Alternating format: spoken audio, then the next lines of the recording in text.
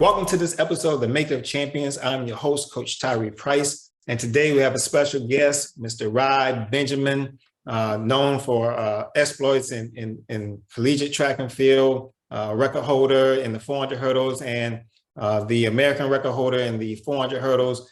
We're glad to have him here, a special guest here, and he's going to tell us his things of making of champions, how he became a champion, and the mindset it comes on. So welcome, Mr. Rai Benjamin. Yeah, thank you for having me. You know, you have a knack of doing some great things from high school up into college. How did everything go of getting that mindset starting? How did it start off into that phase of being in that making of the champion mindset? I mean, I think first of all, it started off with, just having good people around me, people that knew what my potential was. And even though I didn't know it at the time, I think that's where it kind of all began. And, just going out there and having the opportunity to have the experiences and having the opportunity to see that I can excel in this sport. So I think it began with my little village, my little neighborhood of people and supporters. Did you ever fathom the heights that you've made it in the sport thus far?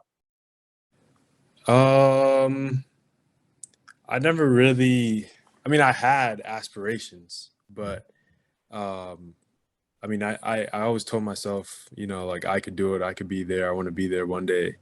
And slowly but surely, like you kind of get there. I don't really look at the destination. For me, it's about, the journey of it. I think I've been more so focused on the journey than the destination. So it's kind of weird to look back and think about, me being here right now in a couple years ago. Okay. Well, looking at where you came from high school, had great accolades, you were a top recruit coming out. You went to UCLA, starting off there. How was that transition of going from high school going to UCLA? It was tough.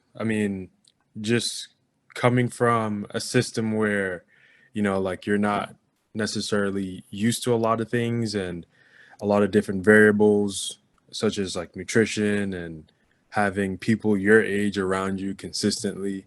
It was definitely a transition, and also transitioning into, the training regimen from high school to college. I think that's one of the things that a lot of people sometimes overlook is, making that change. Your body definitely is going through changes, muscularly, mentally as well. So for me, the transition was tough. And I didn't have the best first year or the best first couple months transitioning into the athletic lifestyle in college. I mean, I was having fun and I was still going to class and I was still going to practice, but it's finding that right balance, that was kind of tough the first couple months, but, thankfully I found it. But at the same time, I wasn't running as fast as I would hope to have run my first year. And I wish I had, someone to come along the way and tell me, like a senior person, tell me like, hey, like, it's all right. Like that transition is going to be hard. And some people excel at it and some people don't. But even if you don't, just keep working at it. You're naturally talented and it'll work out. But it's finding that balance. I feel like is important. So between you found your balance between your freshman year going to your sophomore year. Yeah. What changed? Just knowing that what I went through my first year wasn't necessarily, the best foot forward, and just being more confident, I think, in my training and my abilities and my talent. I think the next year coming into school, I was way more focused. Not as focused as I am now, but I was significantly more focused compared to freshman me, and I think that is what made the difference in my sophomore year and my freshman year at UCLA. So now you transitioned from UCLA to USC. Yep.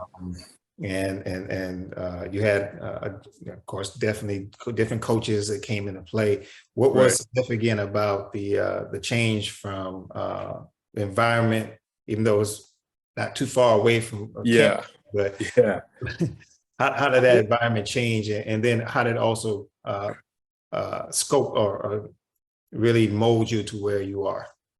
I think the environment change was definitely tough.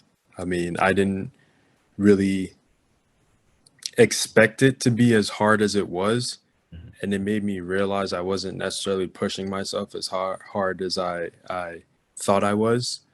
I mean, coming into USC, there was Ricky Morgan, Michael Norman, Zach Shinnick, a whole bunch of other guys. And these guys are like running 45s already. And I was technically the slowest guy there on paper with, I think, 45.8 was my PR. And I think Zach had run 45 low, Ricky 45 mid, and Michael had run, I think, 44 by then. So I was the slowest guy coming in. So I knew that, you know, I couldn't be, you know, the weak link in the group.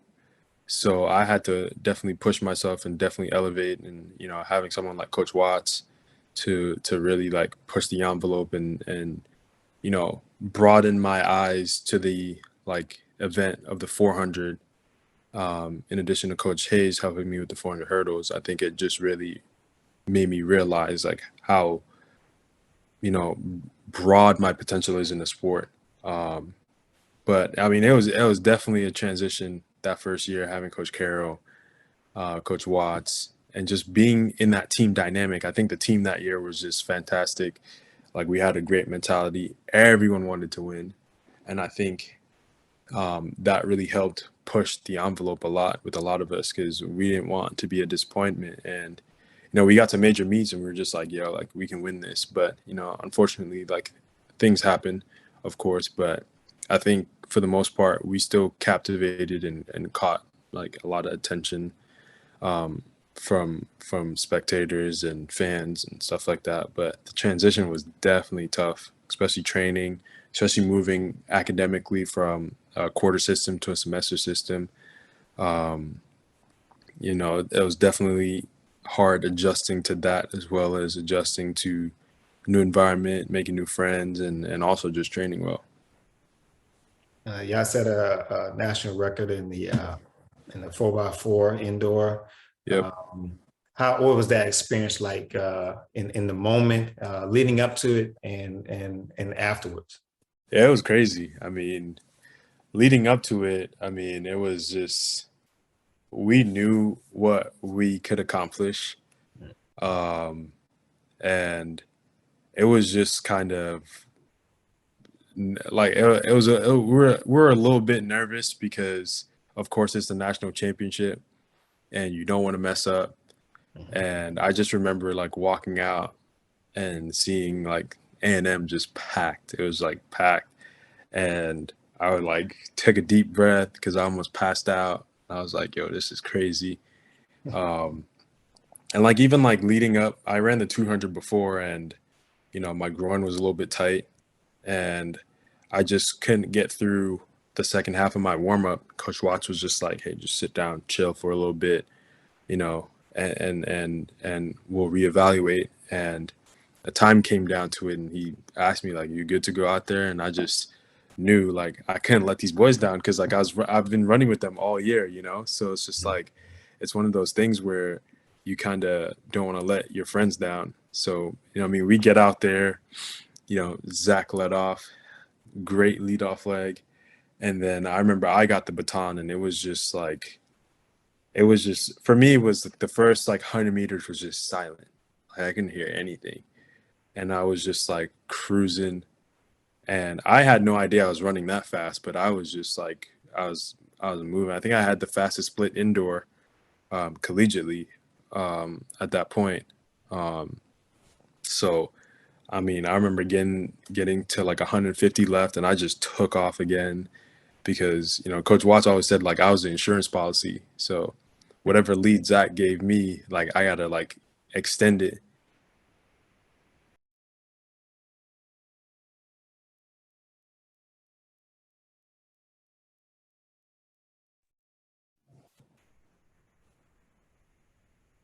Coach Price? Yeah, I thought I lost you for a second. you did for a Yeah, second. yeah, yeah. All right, yeah. You Yeah, said, well, go back to where you said whatever lead I have, I had to extend it. yeah. So, you know, Coach Watts always told me I was an insurance policy, so whatever lead I had to extend it. So I remember just getting to 150 and I just took off, 150 left, and I just took off, got Rick the baton. Rick did his job, extending the lead some more, or holding whatever lead we had, and Michael just finished it. And then when he crossed the line, like, I didn't watch Michael's leg because I was kind of nervous because Michael hurt. Like, he hates indoor, and at Clemson he had kind of like cramped a little bit on the turn, so I was kind of nervous. So I couldn't watch. I was just like, I had, you know, like how high the rails are. I Yeah. had my hand on the rail and I was just like looking down, but I could hear what was going on, and I hear everyone cheering and cheering and cheering, and then he crossed the line, and then it was just like, finally, like, yeah, it's done. We won 3 minutes flat, like, you know. So I mean, it was just amazing in that moment to run that fast indoors and have that confidence going into the outdoor season that, like, yo, like, we are like defending champs in the 4x4, and, like, you know, we can't really lose. And that year, I don't know, for some reason, but everyone was just running super fast 4x4s, and they really wanted to break our record. But, you know, like, we were a great team. I mean, unfortunately, I think we would have ran even faster had Zach and Ricky been healthy, going into the outdoor championship. But I mean, like I said, like, things happened that year, and, you know, we were just grateful for the men's success that we had, like, that year on the men's side, because the women were dominating. Like, you know, women had won outdoors and they were doing their thing. So yeah. Well, going to the outdoor, you transcended going into your event, your 400 Yeah. hurdles, and you had a amazing season. And the tally off, where you got the collegiate record, school record in the 400 hurdles. How to accomplish that? Did you feel at that time, or even going through the workouts, heading to the meet itself, and being able to withstand? Yeah, well, really, it was no one real close to you, but Yeah. I mean, I think the workouts were going well. I think I was, you know, I was in really great shape, going into the outdoor season, and running all those races, like on the relay and open fours. I mean, I didn't expect to run that fast. I mean, for me, like, breaking the collegiate record wasn't a conversation Coach Hayes and I had, or anyone had for that matter. Now that I think about it, we were just kind of just going out there to win. You know, the season had gone really well. Pac-12 was a little rough because, you know, I had a small foot injury as well, and I mean, going into the outdoor championship, we were excited. I mean, it was like my race to pretty much lose, in all honesty, because I'd run pretty fast at regionals the 2 weeks prior, or a week and a half prior. So it was just like, and having the opportunity, and I ran after Mike. And what really did it for me, I wasn't really chasing a time, and I think that contributed to my success outdoor. I think that in the back of my mind, it was like I wanted to go pro. It was my senior year. I was running fast. I felt like I had what it took to go pro, but I didn't think I was going to run that fast on that day. And I remember seeing Mike cross the line, like, broke the collegiate record, and I was just like, all right, I see what kind of day we're having here. So I got excited. So, like, I go out there and I was just like, all right, he got 10 points. Like, I got to get these 10 points for the team. Like I was just more team focused than I was like individually focused. Like it was like get these 10 points for the team, um, and let's try and win this outdoor championship. So I mean, got out super well. Um, got to 200 meters, felt really great. And Coach Watts was like at like hurdle 6 or 7, and he was just like, "You gotta go, you gotta go." And then I just took off again. And I mean, like I said, I was just in phenomenal shape that year. And I mean, I just remembered like, doing specific workouts to help that last 200. And when they say like practice makes perfect, like it just clicked in that moment of running, that last 200. And I just left it all out there and I crossed the line. And I remember looking up at the Jumbotron and I was just like, it must be broken. Like it said 47:02, and I was like, there's no way. And I was like, like you have that headache from like running too fast, and I'm just looking at it and it didn't register in my mind what I had did. Like I crossed the line, I won, like I saw everyone just like standing up and cheering and stuff like that. And I had the interview. So it didn't register in my mind what really happened in that moment. In my head, I'm just like, all right, I gotta go back to the team area in the back and get ready for this 4x4 because it's in like 30 minutes. So I hurry off, and like Coach Hayes says congrats, Coach Watt says congrats, Coach Carroll says congrats, and it was just like, all right, let's go win this 4x4. So like that was just our mentality that year. We weren't necessarily chasing times or we just wanted to be great, and we just wanted to just leave our mark. And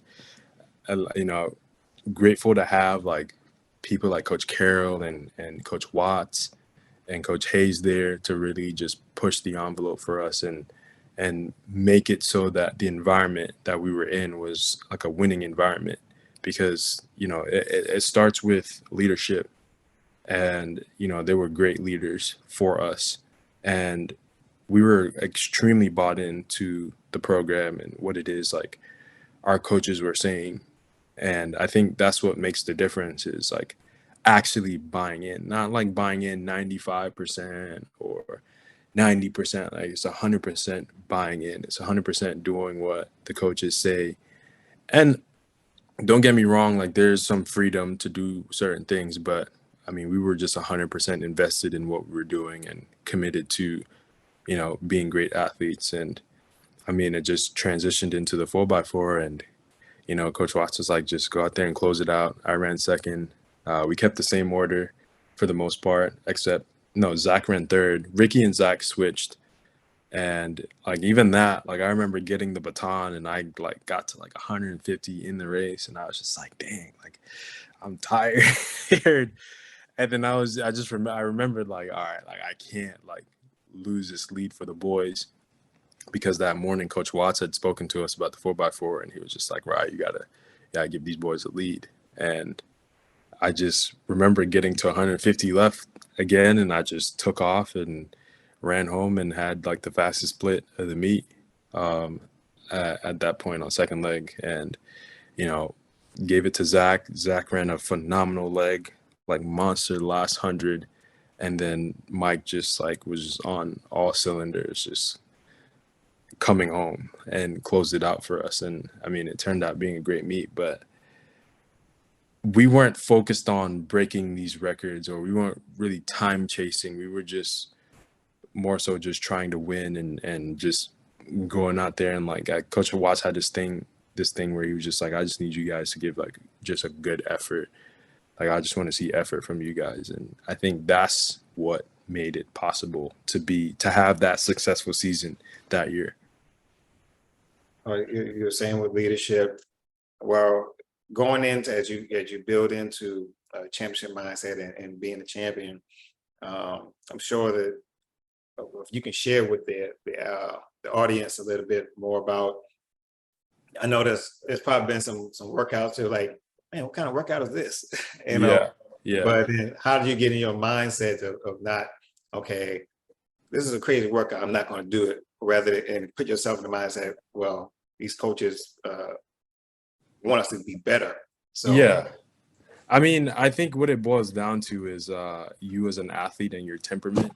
Um, I mean, I've had those workouts where it's just like, what the hell is going on? Like that was my life in 2019. Like 2019, first year coming out pro, I was just getting hit with like just crazy workouts, and it was just like unbelievable. But at this, what's on the line, like what's at stake, and it's just like any other job, like even if it's a project or you know having to close the client, like you have to get the job done. And I think like just having that mindset really like got me through those workouts, and knowing like, all right, like just one more. And usually like it's the first time, like usually when the workouts come back the second time around, like you're just like, all right, I know how to handle this. But in the beginning, like it's just like, dang. I remember one time Coach Watts was like, you gotta run 600 today at practice. And I was like, what? Like, you crazy? It's July. Why am I running a 600? It was either July or August, and I was just like, dang. No, it was August actually. And he was like, I need you to come through the 400 at like 46. And I was just like, what? I was like, I'm gonna, like, in my head I was just like, dang. So I just broke it up into, because like it's just all mental at that point. So I just broke it up. I was just like, let's just focus on this first four, and then we'll reevaluate once we cross the line. And I got to about 500, and that's all I had. And I mean, I finished the rep, but it was just ugly coming home. But it's just knowing that, all right, this is the necessary work that needs to be done. And like nothing really lasts forever. So you might as well just get it done, because, they're out there to help you, and you want to be better. So there's just, as an athlete, like there's no real backing down from certain workouts. I mean, they might be tough. It might, kick your butt, the first time, but it's just about finishing the workout and then coming back the next week. And if that workout's presented to you again, like now you know how to handle it. And you've had a lot of people in your corner listening to what you're saying. You have Coach Carroll, Coach Watts, Coach Hayes. What made that system or makes a system for you work? I think everyone was just on the same page. And I think everyone was like super transparent about expectations and what was required. And also the team was also on the same page. Like the guys were on the same page. We all knew that, this is what was important. And I mean, we were so close, we didn't really want to let each other down, and we were very competitive. So I think that it was just a mix of two great environments, because sometimes you can get in situations where, the athlete situation is like kind of toxic, and you have one person kind of, not really all the way there mentally and whatnot. But I think everyone there was like 100% on the same page. When you made your transition into the pro circuit and you had some successes there, Yeah. were there any moment when you went to the pro circuit where there's a hint of fear going into it, or you were really dialed in, you were ready for this? I mean, I think I was really dialed in. I feel like because I had, after the collegiate season, we went to Europe and had 2 races, and we really knew what it was like to race on the circuit.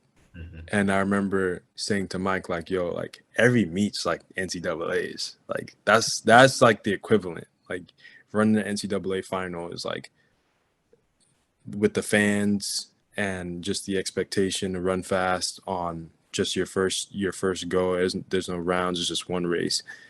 That's what it was like. So I mean, transitioning into going into the next season was a bit easier, because like we knew what to expect, and I knew what to expect. So I think that made the transition a lot easier, having those meets under my belt, coming out of college, and just knowing like, all right, this is what it's going to be like when we get on the circuit.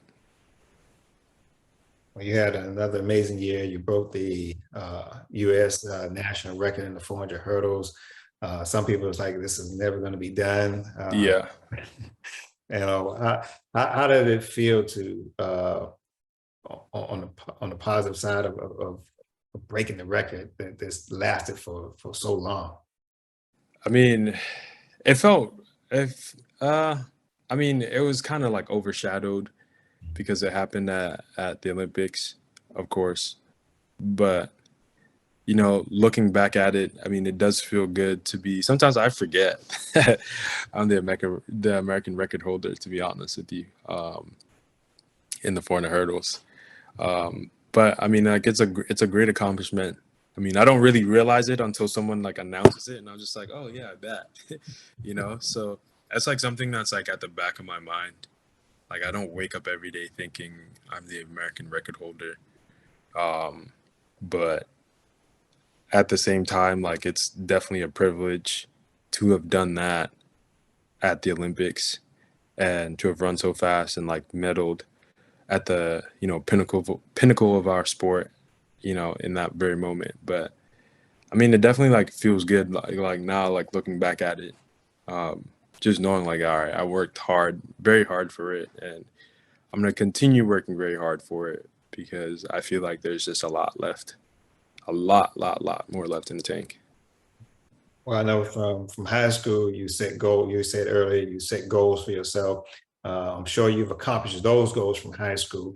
And then once you got into college and you had aspirations of being pros, have you hit a good amount of those goals, or you still? I know you have some more stuff that you have to. Yeah, I mean, like I feel like one of the things I struggled with coming home from the Olympics is, you have kind of accomplished like everything at that point in this. Like, there's no other event to go to besides Worlds and the Olympics, and to have gone to both and medaled in both was just great. But I mean, it's just for me, it's just more than just going to the events. Is just actively kind of getting better every single year and running faster is like definitely what keeps me going. I mean, like these events are just like stepping stones along the way. And that's just kind of the way that you have to look at it. And I mean, they're very, very important, don't get me wrong, but sometimes it's just easy to, just think of it as, all right, like this is just the build up to something else much greater. And I mean, for me, it's just like, wanting to run fast, wanting to like push the limit and really know what my true potential is in the event. Because I don't think I've 100% tapped into what my true potential is in this event. And I think that's the part that kind of keeps me up at night, is like figuring out, all right, how do we get there? Like, how do we knock this thing like out the ballpark?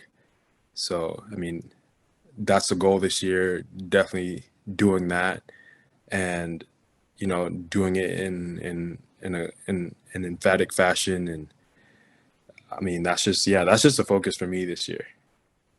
Well, of course, I've seen you firsthand in your training and your preparation, your mentality towards the sport and training in itself is unmatched by, and I just enjoy watching you out there and the mentality going out there and competing.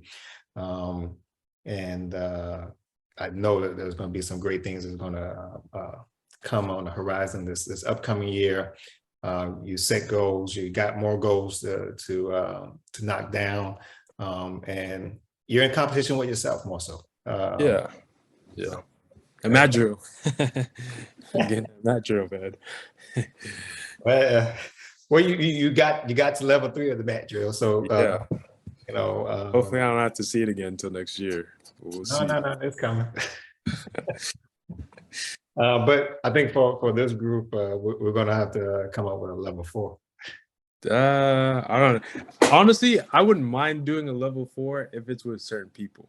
Yeah, because I can't have people touching their face and doing all that extra stuff. I don't need any. You definitely have to have the right people. Yeah, you can't have any extra time on a level 4. Yeah. But I want to thank you for coming on the show, and I want to give you an opportunity to say anything that you want to say to the audience out there, whatever is on your mind that you feel that you need to share.